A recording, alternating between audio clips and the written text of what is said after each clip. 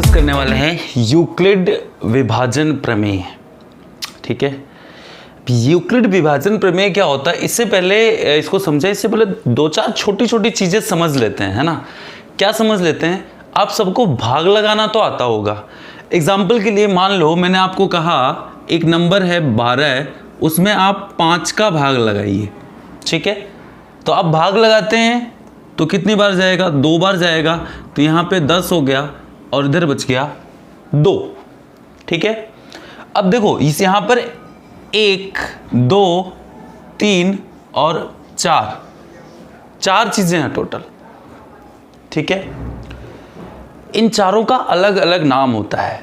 ये जो 12 है इसे बोलते हैं भाज्य, इसे बोलते हैं भाजक, इसे बोलते हैं भागफल और इसे बोलते हैं शेषफल।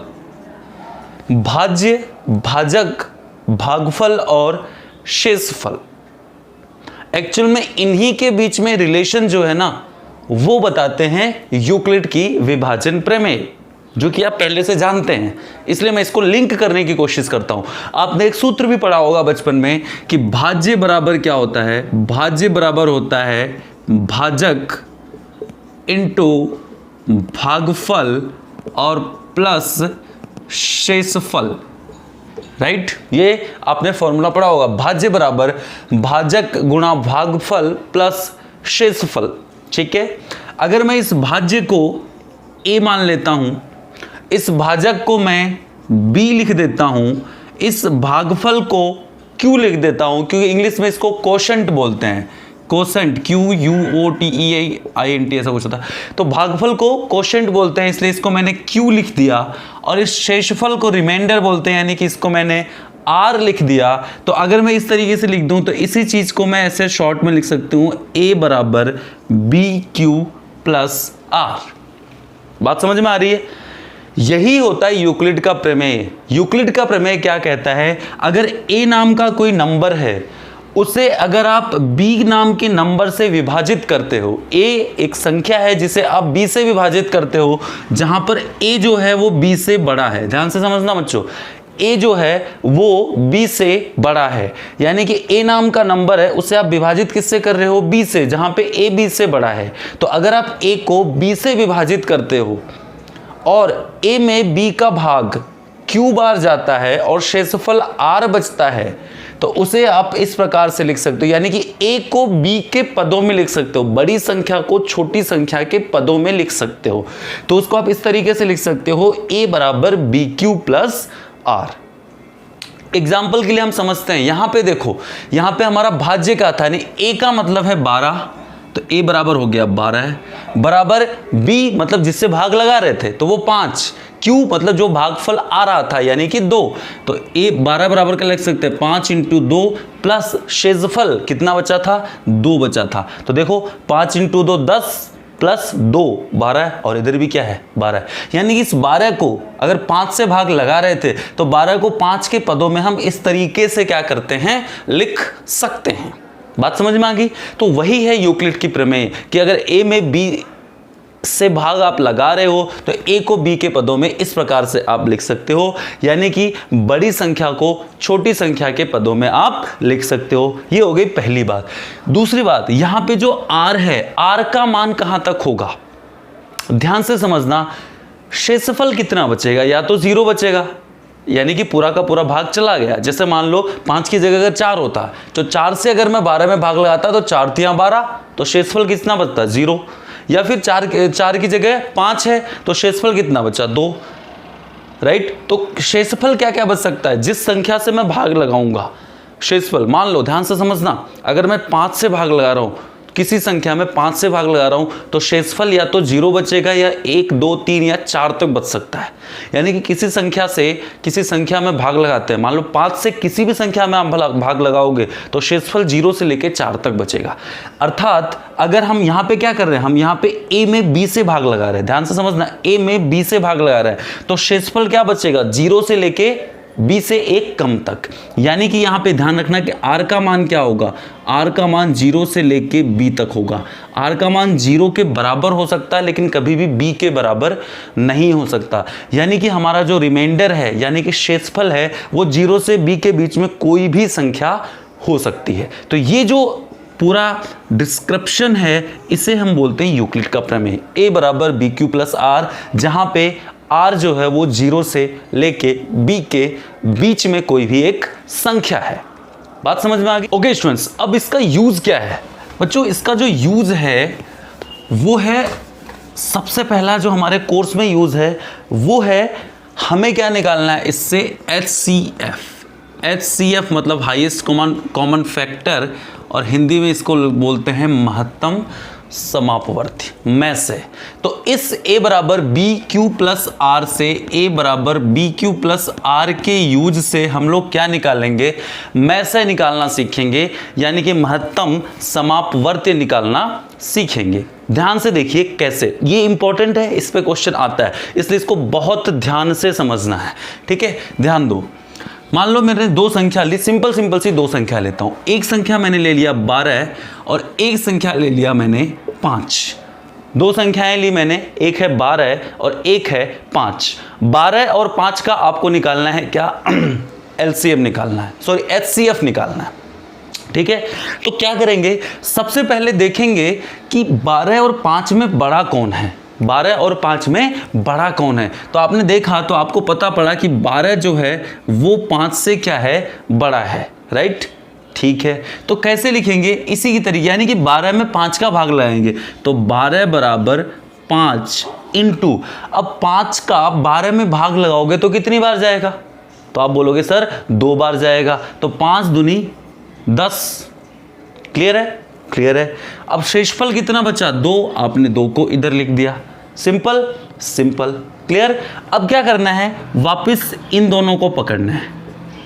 अब ये आपका जो 5 है ये बन जाएगा भाज्य और ये बन जाएगा भाजक, यानी कि 5 बराबर, अब 5 में 2 का भाग लगाना है, तो 5 में अगर 2 का भाग लगाओगे तो आपको पता है 2 बार जाएगा, तो 2 इंटू 2 कितना हो गया, 4, बचा कितना, 1। करेक्ट। 5 बराबर 2 इंटू 2 कितना हो गया, 4, बचा कितना, 1। अगेन इन दोनों को लेना है, ये आपका 2 जो है वो भाज्य बन जाएगा और ये जो 1 है वो क्या बन जाएगा, भाजक बन जाएगा। यानी कि 2 बराबर क्या हो जाएगा, 2 का किससे भाग लगाना है, 1 से, तो 1 गुणा 2 और प्लस क्या बचा, 2 का 2 में भाग लग गया, बचा 0। तो जब शेषफल 0 बच जाए उस समय जो भाजक होता है वो हमारा HCF होता है, यानी कि HCF यहां पे आंसर क्या हो जाएगा आपका 1। क्लियर। और एक एग्जांपल से इसको समझते हैं, ध्यान दीजिएगा। मान लेते हैं, थोड़ा बड़ा एग्जांपल ले लेते हैं। सपोज करो मैंने एग्जांपल ले लिया 7, एक नंबर ले लिया 7 और दूसरा ले लिया 201। ठीक है, 7 और 201। ध्यान से देखिए, सबसे पहले बड़ा कौन, 201, तो 201 बराबर 7 गुणा, अब सोचो भाग कितनी बार जाएगा, 201 में 7 का भाग कितनी बार जाएगा, तो आपको पता है, भाग लगा के देख लो क्या दिक्कत है। 201 इधर आया 7, 7 दूनी 14, कितना बचा 6, हो गया 61। ठीक है, तो 7 बटे 56, कितना बचा 5, 56 5 61, नहीं क्या 28 बार गया और बच गया क्या, 5 बच गया, 28 बार गया और 5 बच गया। फिर इन दोनों को पकड़ेंगे तो 7 बराबर कितना हो गया, 5 गुणा 1 बार जाएगा और प्लस 2, 5 एकम 5, 2 शेषफल बच गया। फिर इन दोनों पकड़ेंगे तो 5 बराबर 2 गुणा कितने बार जाएगा, 2 बार जाएगा, क्योंकि 2 दूनी 4 होता है और प्लस 1 बच गया। फिर इन दोनों को पकड़ेंगे तो 2 बराबर, भाग किससे लगेंगे, 1 से कितने बार, 2 बार और 0, यानी कि यहाँ पे भी HCF क्या आ गया आपका, 1 आ गया। तो इस तरीके से आप HCF इस मेथड से निकाल सकते हैं। ये थोड़ा टिपिकल मेथड है, इसका सस्ता जुगाड़ भी मैं बताने वाला हूँ। ठीक है, नोट कर लीजिए। चलिए बच्चों, अब अपन बात करते हैं 237 और 81 का। अगेन आप देखोगे तो इसमें बड़ा कौन है, तो 237 बड़ा है, तो बराबर 81 यानी कि 81। अब ये कितनी बार जाएगा, भाग लगाते हैं, तो इधर आपका हो गया 237 भाग लगा दोगे किससे? 81 से। कितनी बार जाएगा? शायद 2 बार जाएगा। 2 एकम 2, 2 अठे 16 यानी कि 162, राइट। 162 को 237 में से माइनस कर लो, 7 में से 2 गया 5 और 23 में से 16 गया तो कितना बचेगा? 7 बचेगा, यानी कि 75 आपका शेषफल बच गया। तो हम यहाँ पे लिख देंगे 2 और प्लस क्या बन गया? 75। अब इन दोनों को पकड़ना है, 81 और 75। तो 81 बराबर क्या हो जाएगा? 75 गुणा, अब आपको पता है 81 में अगर आप 75 का भाग लगाओगे तो एक बार ही जाएगा, यानी कि 75 × 1 और प्लस शेषफल कितना बचाएगा? तो 81 में से 75 को आप माइनस कर लो तो 6 बचेगा। तो आपने यहाँ पे क्या लिख दिया? 6। फिर इन दोनों को पकड़ोगे तो 75 बराबर 6 का भाग लगाना है, कितनी बार जाएगा?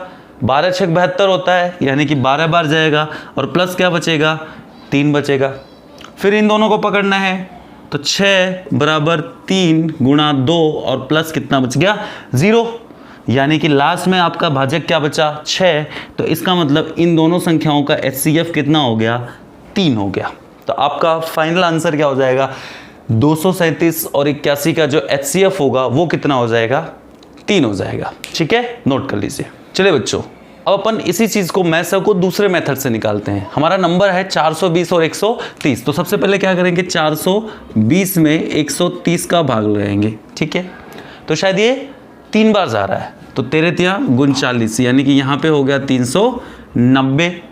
ठीक है, तो 0 और 42 में से 39 गया तो कितना बच गया आपका? 30। करेक्ट। अब ये शेषफल बच गया। याद करो हम वहां पे क्या करते थे, जो A की जगह कौन आता था? B, यानी कि भाजक, राइट। तो इस शेषफल से किसी में भाग लगाएंगे? 130 में। तो अब आगे क्या हो जाएगा? यहाँ पे और यहाँ पे लेके आ जाएंगे हम 130 को। कितनी बार जा रहा है? 4 बार 120 होता है ना? 4, तो 4 3 12, 120 हो गया। कितना बचा? 0, 3 में से 2 गया 1। अब अगेन क्या करेंगे? ये हमारा 10 भाग लगाएंगे किसमें? 30 में। तो ये हमारा 30 बन गया, तो 3 बार चला जाएगा तो 30। अब शेषफल क्या बच गया? 0। लास्ट भाजक कौन सा है? ये। तो ये हो गया आपका HCF। बात समझ में आ गई? यानी कि HCF इन दोनों का कितना हो जाएगा? 10 हो जाएगा। चलो ठीक है, एक क्वेश्चन है 135 और 225। ध्यान से समझो, बड़ा कौन है? 225। तो 225 इधर हो गया आपका 135। कितनी बार जाएगा? 135 का डबल करोगे तो 270 हो जाएगा, मतलब एक बार जाएगा। तो यहाँ पे लिख दिया आपने 135। 5 में से 5 गया 0। 13 और 22 के बीच का जो अंतर होता है वो होता है 9, यानी कि 90। अब इस 90 से भाग लगाएंगे किसमें? जो पहले वाला भाजक था, यानी कि 135 में। ध्यान से समझना, शेषफल को भाजक से शेषफल का भाजक में भाग लगाते जाएंगे नेक्स्ट स्टेप तक। तो 90 को 135 में भाग लाएंगे तो 90 एक बार ही जाएगा, यानी कि ये बच गया 90। तो 5 और 4 तो 45। फिर ये हमारा शेषफल आया, इसका भाग लाएंगे किसमें? 90 में। तो आपको पता है 2 बार जाएगा, 45 दूनी 90 होता है। तो 90 से 90 शेषफल 0, यानी कि ये जो लास्ट भाजक था वो आपका क्या बन जाएगा? HCF बन जाएगा। तो इसका HCF कितना हो गया? 45। गुड। चलिए अगला नंबर है हमारा 867 255। देखिए अब 255 छोटा है और 867 क्या है? बड़ा है। तो 255 का भाग लगाएंगे हम 867 में। कितनी बार जाएगा? सोच के देखिए कितनी बार जाएगा। 3 बार के समथिंग जा सकता है, 4 बार तो जाएगा नहीं, क्योंककि 4 दूनी 8 हो जाएगा। तो 3 बार जाएगा। तो 3 बार जाएगा तो 3 पंजे 15, 5 3 पंजे 15, 1 16, 3 दूनी 6, 1 765। माइनस कर दो तो 7 में से 5 गया 2, 6 में से 6 गया 0 और इधर बच गया 1। अब 102 शेषफल आ गया। अब इससे भाग लगाएंगे किसमें? जो पहले वाला भाजक था, यानी कि 255 में। कितनी बार जाएगा? साफ दिख रहा है, 2 बार जाएगा। ठीक है, तो 2 दूनी 4, 0 और 2। 5 में से 4 गया 1 और 25 में से 20 गया तो 5। अब ये हमारा शेषफल बच गया। इस शेषफल से भाग लगाएंगे जो इससे पहले वाला भाजक है, यानी कि 51। तो 102 आपको पता है 2 बार जाएगा, तो 102 0। तो ये लास्ट भाजक है, तो ये हमारा बच जाएगा शेषफल। तो इस तरीके से बच्चे लोग आप निकाल सकते हो महत्तम समापवर्त। Got it? Thank you so much.